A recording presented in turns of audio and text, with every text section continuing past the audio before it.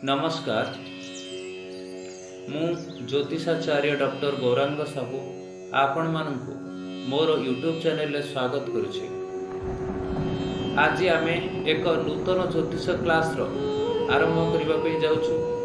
जेउ माने ज्योतिष शिखिबा पे चाहुचंती से माने हमर यूट्यूब चैनल को सब्सक्राइब करंतु एवं पाखरे थबा बेल आइकन ऊपर क्लिक कर दियंतु, कारण जिते बड़े भी आमर वीडियो अपलोड हेबो आपण मानकु सर्वप्रथमे नोटिफिकेशन प्राप्त हेबो।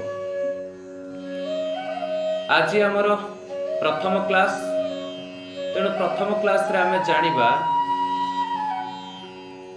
तिथि विषय रे, पंचांगर प्रथम अंग तिथि विषय रे। तिथि किपरि सृष्टि होइथाय, क्षय तिथि कौन होइथाय एवं वृद्धि तिथि कौन होइथाय एवं मासरे गोटे मासरे केतोटी तिथि होइथाय एवं केते गोटी मास हमर गोटे वर्ष रे रहिছে से विषय आम आज विस्तृत भाव में आलोचना करिबा।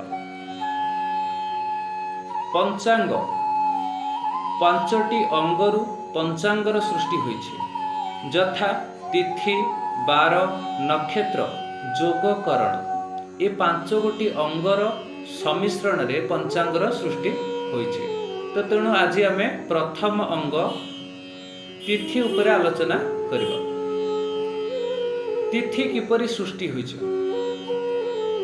रवि एवं चंद्रर दूरता को आमे तिथि बोली कहि थाउ।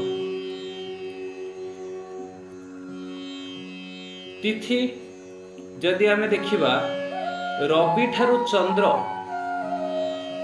12 डिग्री मध्य रहिले से गोटे तिथि होइथाय। से भली 24 डिग्री दूरतार रहिले द्वितीय तिथि होइथाय। 36 डिग्री दूरतार रहिले तृतीय तिथि होइथाय। 48 डिग्री दूरतार रहिले चतुर्थ तिथि होइथाय। 60 डिग्री दूरतार रहिले पंचमी तिथि होइथाय।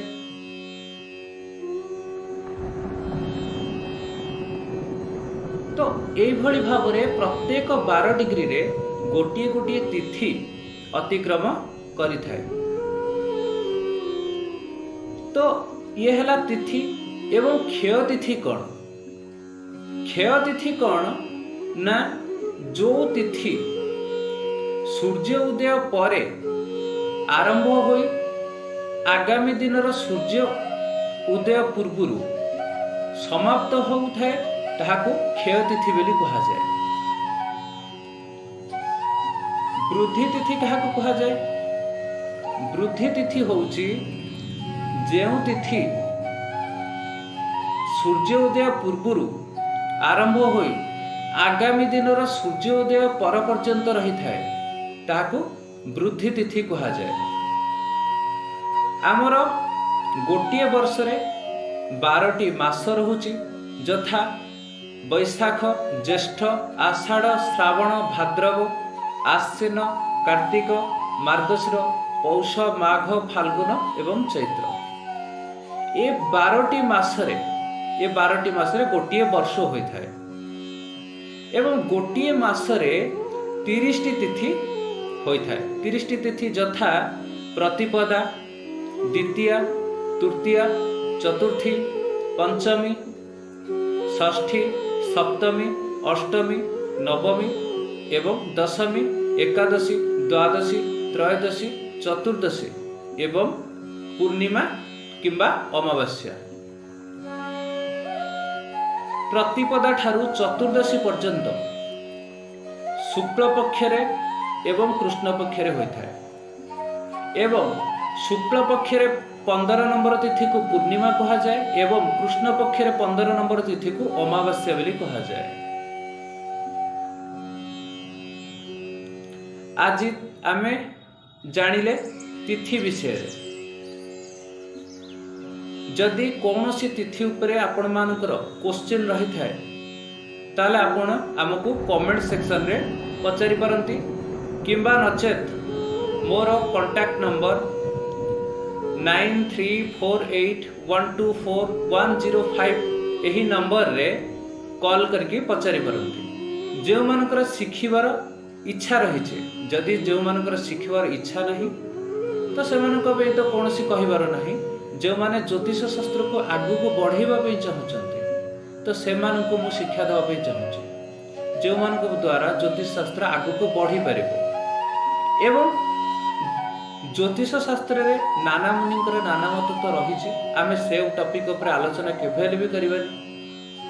तो आज आम यही तिथि उपर आलोचना करुले जदि कौन सी प्रश्न रही मत कमेंट माध्यम हो नचेत कॉल माध्यम हो पचारि पारे।